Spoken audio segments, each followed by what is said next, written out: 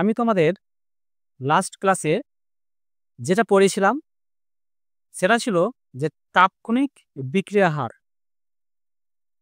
তাহলে সেখান থেকে শুরু করি। আমরা কি দেখেছিলাম তাৎক্ষণিক বিক্রিয়া হারে, যে এ থেকে যদি বি আমার হয়, অর্থাৎ রিয়াক্ট্যান্ট এ প্রোডাক্ট বি হয়, তাহলে তাৎক্ষণিক বিক্রিয়া হার কি ছিল? তাৎক্ষণিক বিক্রিয়া হার, বিক্রিয়া হার এটা ছিল আমাদের ডেরিভেশনটা কিংবা ফোকাসটা ছিল আমাদের যে মাইনাস ডিএ বাই ডিটি, মানে এটা বিক্রিয়ক অর্থাৎ রিয়াক্ট্যান্ট দ্বারা প্রকাশ করা যায় এভাবে। আবার যদি প্রোডাক্ট দ্বারা প্রকাশ করতে চাই আমি, তাহলে হবে ডিপি বাই ডিটি। এই জায়গাটা আগের ভিডিওতে ডিটেলসে বলা আছে। সেটা থার্ড ব্র্যাকেটে কেন লেখা হয়? এই থার্ড ব্র্যাকেটে লেখার অর্থটা হচ্ছে যে এখানে বোঝানো যাচ্ছে যে এ যদি ধরি আমি, তাহলে এ অর্থাৎ বিক্রিয়কের গাঢ়ত্ব বোঝায়। আর যদি বি প্রোডাক্ট হিসেবে ধরি, তাহলে বি এর গাঢ়ত্ব, অর্থাৎ থার্ড ব্র্যাকেট মানে গাঢ়ত্ব বোঝানো হয়। ঠিক আছে, এটুকু আমাদের লাস্ট ক্লাস হয়েছিল। এবার আসবো আমরা যে বিক্রিয়া হার কোন কোন বিষয়ের উপর নির্ভর করে সেগুলো নিয়ে কিছু আলোচনা করবো। ঠিক আছে, তাহলে তাহলে বিক্রিয়া হার কোন কোন বিষয়ের উপর নির্ভর করে? তাহলে লিখি প্রভাবকারী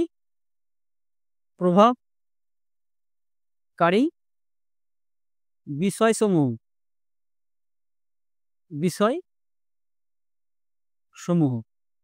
মানে কোন কোন বিষয়ের উপরে বিক্রিয়ার হারটা নির্ভর করে সেই ব্যাপারগুলো একটু দেখি।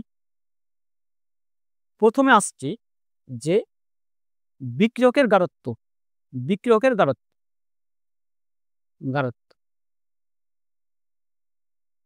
বিক্রিয়কের গাঢ়ত্বের উপরে বিক্রিয়ার হারটা কিভাবে নির্ণয় করে?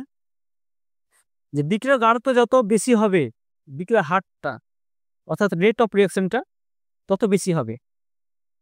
একটা এক্সাম্পল নিয়ে বলি, উদাহরণ নিই।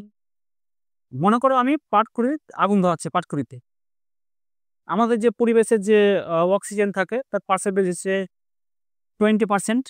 20% অক্সিজেনের উপস্থিতিতে আমরা পাটখড়ি পোড়াচ্ছি।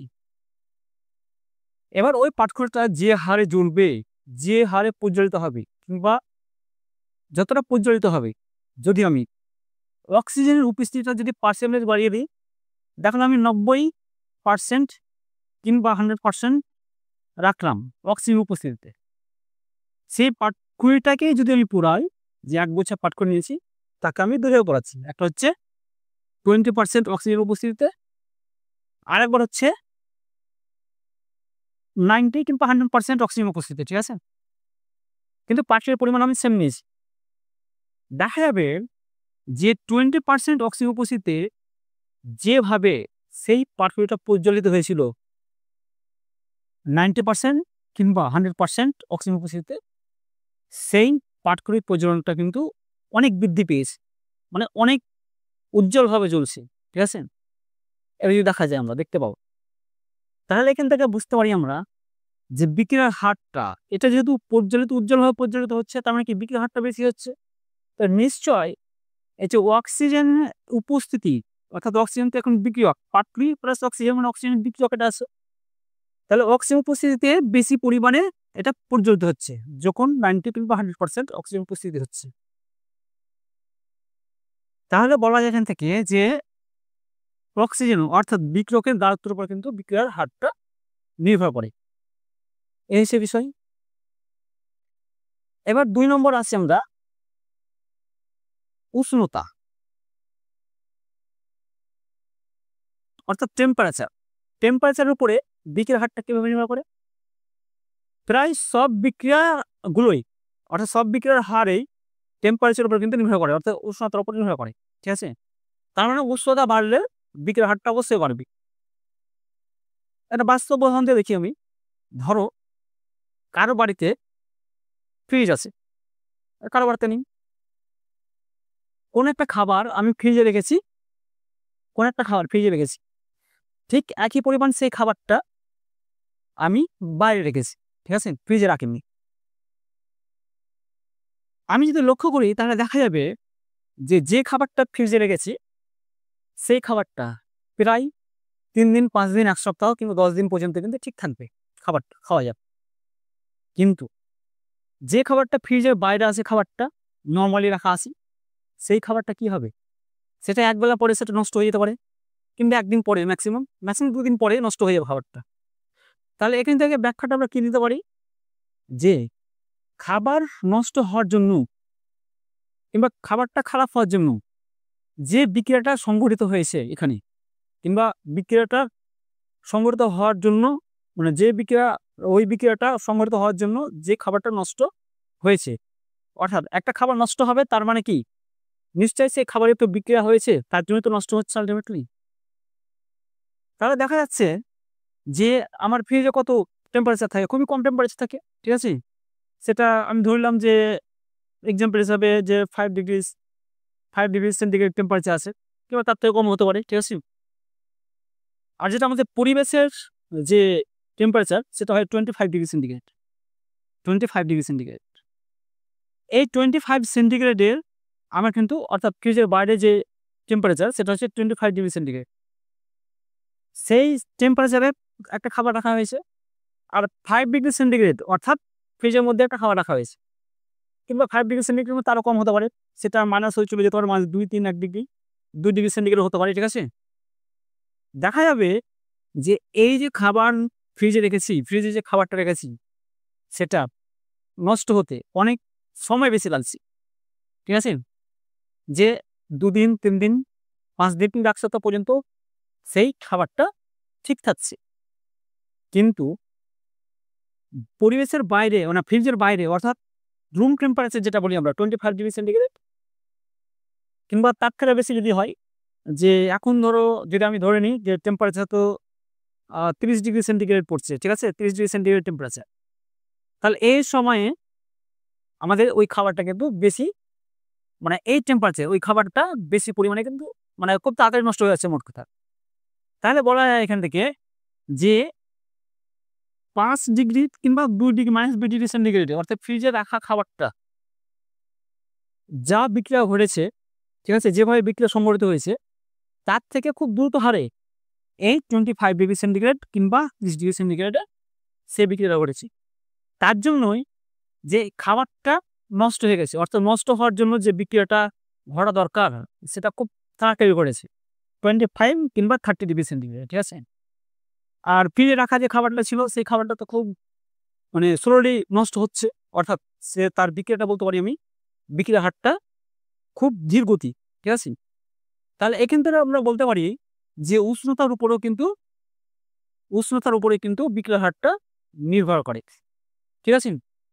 তাহলে এই গেল আমাদের বিষয় সমূহ, যে গাঢ়ত্ব এবং উষ্ণতার উপর কিভাবে নির্ভর করে তার উপর। এবার আসি আমরা পৃষ্ঠতলের উপর। পৃষ্ঠতল, ঠিক আছে, পৃষ্ঠতল। পৃষ্ঠতল বিষয়টা কি? পৃষ্ঠতল হচ্ছে, ধরো এই পেনটার কথা বলি আমি, এই পেনটার উপরিতলের যে অংশটা, উপরিতলের যে অংশটা সেটা হচ্ছে পৃষ্ঠতল, ঠিক আছে।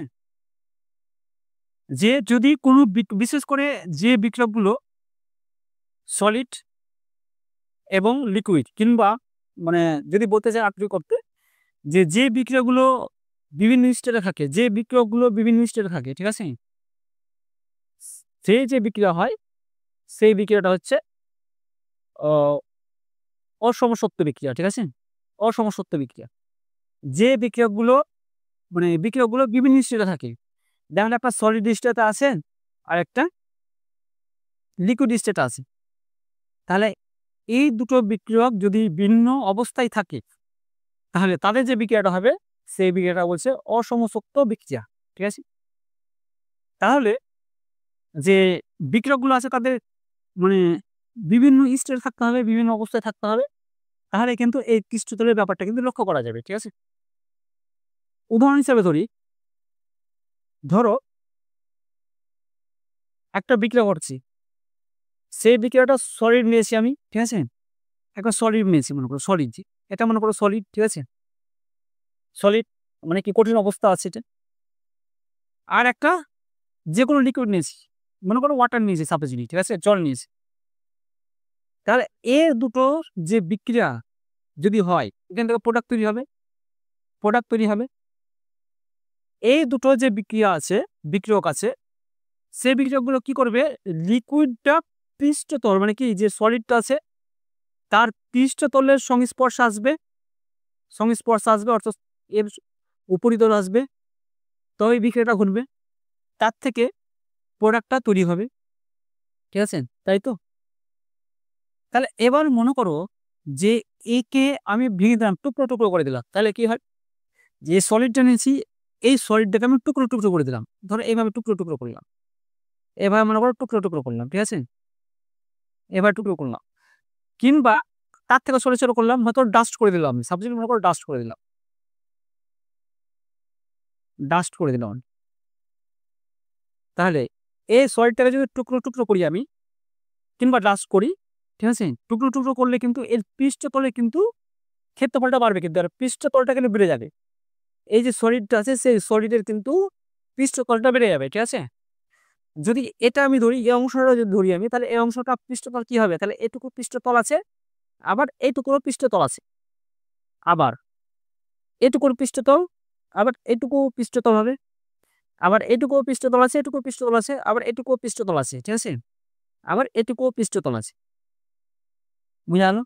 তাহলে আমি যে প্রথমে যে একটা সলিড দানা নিয়েছি, মনে করো যে কোনো একটা দানা নিয়েছি, সে দানা যতটা পৃষ্ঠতল ছিল একে ভাঙার পরেই 4 টুকরো কিন্তু 5 টুকরো কিন্তু 10 টুকরো যাই করে না কেন, কিংবা ডাস্ট করি, তার থেকে কিন্তু অনেক গুণে তার পৃষ্ঠতল কিন্তু বেড়ে যাচ্ছে।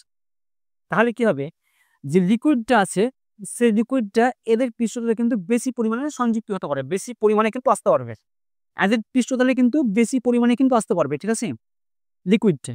তাহলে বেশি পরিমাণে যেহেতু আসতে পারছে এখানে, তাহলে বিক্রিয়া হারটা অর্থাৎ রিয়াকশন রেটটা কিন্তু অনেক গুণ বেড়ে যাবে, ঠিক আছে। একটা এক্সাম্পল দিয়ে বলি, ধরো সাপোজলি আমি যে আমাদের চিনি নিচ্ছি, চিনি আর জল H2O, ঠিক আছে, এটা সলিড, এটা লিকুইড, ঠিক আছে, অর্থাৎ চিনিটা জলে দ্রবীভূত করব, ঠিক আছে, চিনিটা জলে দ্রবীভূত করব। তো মনে করো আমি 10টা দানা নিয়েছি, 10টা দানা মনে করো যে আমাদের ক্লাসগুলো আছে সেই বেশি মানে যেগুলো বড় ক্লাস নিয়েছি, মনে করো 10টা দানা নিয়েছি বড় ক্লাস, এরকম ধরো এক একটা ক্লাসের আয়তন মনে করো, মানে হ্যাঁ এরকম এক একটা ক্লাসের আয়তন মনে করো এটা সলিড স্টেট, মানে এগুলো যে চিনি আছে সেই চিনির দানাগুলো এগুলো। এবার 10টা দানা নিয়েছি আমি, এবার 10টা দানা নিয়ে আমি এবার গুলে দিচ্ছি আমি পানিতে, ঠিক আছে, অর্থাৎ জলে গুলে দিচ্ছি আমি, নির্দিষ্ট পরিমাণ জল নিয়েছি, ঠিক আছে, মানে ধরো মনে করো যে 1 গ্লাস জল নিয়েছি, তাতে আমি 10টা দানা বলছি, কিন্তু ক্লাসগুলো কিন্তু বড় বড় আছে, ঠিক আছে। যদি আমি একটু পর্যবেক্ষণ করি তাহলে দেখতে পাবো যে এই যে 10টা দানা গুলতে যতটা সময় লাগছে, যদি ওই দানাগুলোকে আমি টুকরো টুকরো করে দিই, যে এই যে দানাগুলো আছে 10টা, এই দানাগুলোকে আমি টুকরো টুকরো করে দিচ্ছি, ধরো এই দানাগুলোকে আমি ধরো মনে করো 20টা টুকরো করলাম, 20টা টুকরো ভাঙছি, 20টা পার্টসে ভাঙছি, কিংবা আমি একদম ডাস্ট করে দিলাম, একদম ডাস্ট, ঠিক আছে, একদম ডাস্ট করে দিলাম, এটা হতে পারে 10টা দানা কিনবো বলছি আমি, ঠিক আছে। তাহলে কি দেখবো আমি, যে এই যে 20টা টুকরো করেছি সেটাও পানিতে বলছি আমি একই পরিমাণ নিয়েছি, কিন্তু যে একবার 10টা দানা নিলাম, যে একই হয়তো বড় বড় ক্লাস আছে আমাদের, ঠিক আছে, বলছি যে যেগুলো ধরো মনে করো যে রেস্টুরেন্টে যে মানে এগুলো থাকে আমাদের চিনির যে ক্লাসগুলো থাকে সেগুলো মনে করো, ইমাজিন করো, ঠিক আছে, একই পরিমাণে কিন্তু এটাকে ভেঙেছি, 10টা টুকরো করেছি, এক একটা দানাকে 10টা টুকরো করেছি, দিয়ে জলে নিমজ্জিত করেছি, আবার মানে জলে দ্রবীভূত করছি, আবার সব দানাগুলোকে আমি ডাস্টে পরিণত করেছি, দিয়ে জলে দ্রবীভূত করছি। তাহলে কি দেখা যাবে, যে বড় যে দানাগুলো নিয়েছিলাম 10টা দানা, সেটা পানিতে বলতে যত সময় লাগছে তার থেকে যে 20টা আমি পাটে ভেঙে দিয়েছি, 20 টুকরো করেছি একটা দানায়, তার থেকে কিন্তু অনেক কম সময় কিন্তু সেটা ভুলে যাচ্ছে। আবার যদি এটা আমি ডাস্ট করে দিই একদম, তাহলে দেখতে পাবো যে এর থেকেও আরো কম সময় কিন্তু গুলে যাচ্ছে। তাহলে এখান থেকে কি ব্যাখ্যাটা আসতে পারে যে এর যে পৃষ্ঠতলের ক্ষেত্রফলটা ছিল, পৃষ্ঠতলটা ছিল যখন একটা ডাস মানে আমি টুকরো করেছি 10টা টুকরে, তখন কিন্তু এর ধরো মনে করো এভাবে টুকরো করেছি, ঠিক আছে? সাপোজ মনে করো এভাবে টুকরো করেছি, হুম? এগুলো মনে করো 10 ভাগ করেছি, মানে 20 ভাগ করেছি মনে করো, এটা 20 ভাগ করেছি। তাহলে দেখা যাবে যে একাধটা যে মানে পৃষ্ঠতলটা এই ভাগ করার পরে 20টা পার্টে ভাঙার পরে এই যে আমার ক্লাস ছিল সেই ক্লাসের যা পৃষ্ঠতল ক্ষেত্রফল ছিল 20টা পার্টে ভাঙার পরে তার পৃষ্ঠতল কিন্তু অনেক বেড়ে গেছে, তার পৃষ্ঠতলটা কিন্তু অনেক বেড়ে গেছে, ঠিক আছে? যার পৃষ্ঠতলটা অনেক বেড়ে গেছে কিংবা একটা ডাস করার পরেও তার থেকে অনেক বেড়েছে পৃষ্ঠতলটা। তাই এই যে জল ছিল সেই জলটা কিন্তু এখন এই পৃষ্ঠতলের সংস্পর্শে কিন্তু আসছে, অর্থাৎ একে যখন ভেঙে আছে তাহলে বেশি সংস্পর্শে আসতে পারছে জলটা। আবার যদি একে ডাস্ট করছে তার থেকে বেশি সংস্পর্শে এই জলটা অর্থাৎ লিকুইডটা আসছে, ঠিক আছে? মানে এর সংস্পর্শ আসছে, যে কারণে মানে সলিডটা যেটা আমি নিয়েছিলাম যে দানাগুলো নিয়েছিলাম 10টা দানা, কিংবা সে 10টা দানাকে পার্ট পার্ট করে ভেঙেছি আমি 20টা দানা, কিংবা তাকে ডাস্ট করেছি, দেখা যাচ্ছে যে এটা যা সময় নিয়েছিল এটা তার খুব কম সময় লেগেছে পানিতে গুলতে, তার থেকে এটা আবার আরো কম সময় লেগেছে পানিতে গুলতে। তাহলে এখান থেকে আমি বলতে পারি যে পৃষ্ঠতলের ক্ষেত্রফল যত বাড়বে বিক্রিয়ার হারটা তত বেশি হবে, বুঝালো? এবার আসি আমরা যে বিক্রিয়কের প্রকৃতি। এবার আমরা পরের পয়েন্টটা দেখি যে বিক্রিয়ক এবং বিক্রিয়জাত পদার্থের প্রকৃতি। তাহলে বিক্রিয়ক এবং বিক্রিয়জাত পদার্থের প্রকৃতির উপর কিভাবে বিক্রিয়ার হারটা নির্ভর করে?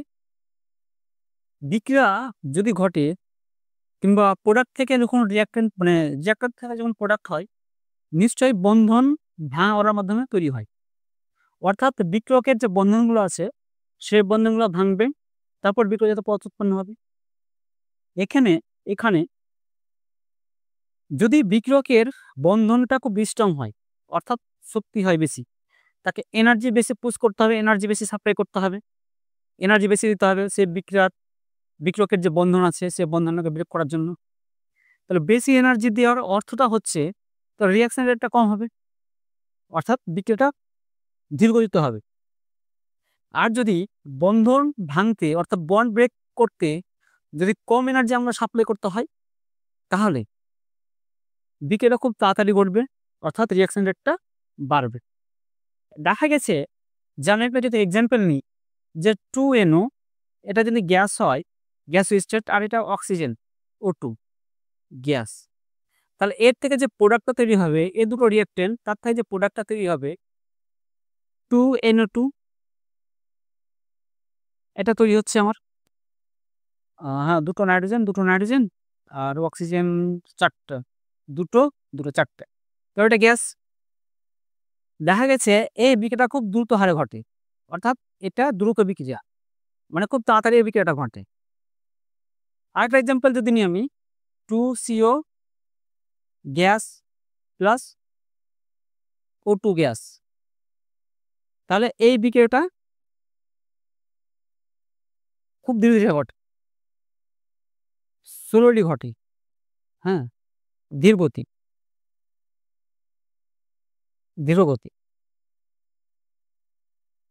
তাহলে এখানে আমি বলতে পারি যে বিক্রিয়ক এবং বিক্রিয়জাত যে পদার্থের প্রকৃতি আছে যে বন্ড রিলেটেড বিশেষ করে তাদের উপরে কিন্তু বিক্রিয়ার হারটা নির্ভর করে। এবার আমাদের আসবে 5 নম্বর পয়েন্ট, অনুঘটক। অনুঘটকের উপস্থিতিতে কিন্তু বিক্রিয়ার হার খুব বেশি হয়, ত্বরান্বিত হয়, ঠিক আছে? অনুঘটকের উপরেও কিন্তু বিক্রিয়ার হারটা নির্ভর করে, এটা আমরা জানি প্রথম থেকেই পড়ে আসছি, মানে ক্লাস 7 থেকে আমরা এগুলো জানি, এটা জানি বিশেষ করে যে অনুঘটক উপস্থিতিতে বিক্রিয়ার হারটা বৃদ্ধি ঘটে, ঠিক আছে? তাহলে এই হচ্ছে বিশেষণ আমাদের যে বিক্রিয়ার হারের উপরে কোন কোন বিষয়গুলো কিভাবে নির্ভর করে সেই ব্যাপারগুলো এগুলো ডিসকাস করা হলো, আলোচনা করা হলো। তার মধ্যে সবচেয়ে বেশি আমাদের যেটা ইম্পর্টেন্ট সেটা ক্ষেত্রফলের উপরে, অর্থাৎ পৃষ্ঠতলের ক্ষেত্রফল যেটা আছে যেটা পড়িয়েছি আমি সম্ভবত সেটা হচ্ছে 3 নম্বর পয়েন্ট ছিল, সেটা খুব ইম্পর্টেন্ট পরীক্ষার সম্মত যে পৃষ্ঠতলের উপরে কিভাবে নির্ভর করে বিক্রিয়ার হারটা। তাহলে এই গেল আমাদের বিক্রিয়ার হারের যে বিষয়সমূহ কোন কোন বিষয়ের উপর নির্ভর করে কিভাবে। এবার আমরা আসবো নেক্সট পার্টে অর্থাৎ নেক্সট টপিকে, পরবর্তী টপিকে। এবার আসছি আমরা যে ভর ক্রিয়া সূত্র এবং বিক্রিয়া হার। তাহলে ভর ক্রিয়া সূত্রটা কি? একটা সমীকরণ নিয়ে বলি আমরা। ধরো A A, B B, small C capital D, C C not, small D D. এগুলো কি? A capital A, capital B, capital C, capital D, এগুলো হচ্ছে মানে ক্যাপিটাল এ ক্যাপিটাল বি এগুলো হচ্ছে বিক্রিয়ক, আর ক্যাপিটাল সি ক্যাপিটাল ডি হচ্ছে বিক্রয়জাত অর্থাৎ প্রোডাক্ট। স্মল এ হচ্ছে এর অনুসংখ্যা, স্মল বি হচ্ছে ক্যাপিটাল বি এর অনুসংখ্যা, স্মল সি হচ্ছে ক্যাপিটাল সি এর অনুসংখ্যা, স্মল ডি হচ্ছে ডি এর অনুসংখ্যা, ক্যাপিটাল ডি অনুসংখ্যা। তাহলে ভর ক্রিয়া সূত্রটা কি হবে আমাদের? যে বিক্রিয়া হার, বিক্রিয়া হার, বিক্রিয়া হার, বিক্রিয়া হার বলছে যে বিক্রিয়কগুলির যে গাঢ়ত্ব আছে অর্থাৎ সক্রিয় ভর আছে, বিক্রিয়কগুলির যে সক্রিয় ভর আছে তাদের যে অনুসংখ্যা আছে সে অনুসংখ্যার ঘাতে উন্নীত অবস্থায় সমানুপাতিক হবে, এটা হয়। তাহলে এই হচ্ছে আমাদের বিক্রিয়া হার, অর্থাৎ ভর ক্রিয়া সূত্র থেকে বিক্রিয়া হার পাচ্ছি আমরা, ঠিক আছে? তাহলে এটা অ্যাকচুয়ালি কি হয় যে বিক্রিয়া হারটা বলছে যে নির্দিষ্ট উষ্ণতায়, যদি আবার বলি আমি ভালোভাবে যে ভর ক্রিয়া সূত্রটা কি, ভর ক্রিয়া সূত্র হারটা বলছে যে নির্দিষ্ট উষ্ণতায় কোনো মুহূর্তে বিক্রিয়ার হারটা, বিক্রিয়ার সমিত সমীকরণ নেই বিক্রিয়কগুলির অনুসংখ্যা, কি বিক্রিয়কগুলির অনুসংখ্যা ঘাতে উন্নীত বিক্রিয়কগুলির সক্রিয় ভর সমাবত, এটা হচ্ছে ভর ক্রিয়া সূত্র। কারণ সক্রিয় ভর মানে অ্যাকচুয়ালি সক্রিয় ভর বলতে যে গাঢ়ত্ব, যে বিক্রিয়কগুলির গাঢ়ত্ব, সে গাঢ়ত্বটাকে বোঝানো হচ্ছে সক্রিয় ভর, ঠিক আছে? সেই গাঢ়ত্বটাকে বলছে সক্রিয় ভর। তাহলে বললাম যে বিক্রিয়কগুলির ঘাতে উন্নীত যে অনুসংখ্যাগুলো আছে, তাহলে এর অনুসংখ্যা স্মল এ, বি এর মানে অনুসংখ্যা স্মল বি, এই বিক্রিয়কগুলির ঘাতে উন্নীত অবস্থায় আছে, ঘাতে উন্নীত অবস্থায় আছে। কিভাবে আছে? সক্রিয় ভরের যে সক্রিয় ভরগুলো আছে অর্থাৎ যে গাঢ়ত্ব আছে তাদের ঘাতে উন্নীত অবস্থায় আছে, ঠিক আছে? এটা হচ্ছে আমাদের বিক্রিয়া হার সমীকরণ। এবার সক্রিয় ভরটা, সক্রিয় ভর হচ্ছে বিক্রিয়কের গাঢ়ত্ব, সক্রিয় ভর হচ্ছে বিক্রিয়কগুলোর গাঢ়ত্ব, মানে গাঢ়ত্বকে বোঝায়। সক্রিয় ভর বলতে গাঢ়ত্ব বোঝায়, সক্রিয় ভর বলতে গাঢ়ত্ব বোঝানো হয়। এবার যদি আমার লঘু দ্রবণ হয় তাহলে গাঢ়ত্ব কি মানে কি দ্বারা প্রকাশ করা হয়? মোলারিটি, গাঢ়ত্বকে মোলারিটি দ্বারা প্রকাশ করা হয় যদি লঘু দ্রবণ হয়। তাহলে গাঢ়ত্বটা হবে, যদি লঘু দ্রবণ হয় তাহলে গাঢ়ত্ব হবে মোল লিটার ইনভার্স, অর্থাৎ মোল পার লিটার কিংবা মোল লিটার ইনভার্স, এটা হবে লঘু দ্রবণের ক্ষেত্রে। যদি এটা আমাদের গ্যাস হয় তাহলে গাঢ়ত্বটা হয় আংশিক চাপের মাধ্যমে প্রকাশ করা হয়, গাঢ়ত্বটাকে আংশিক চাপের মাধ্যমে প্রকাশ করা হয়। আংশিক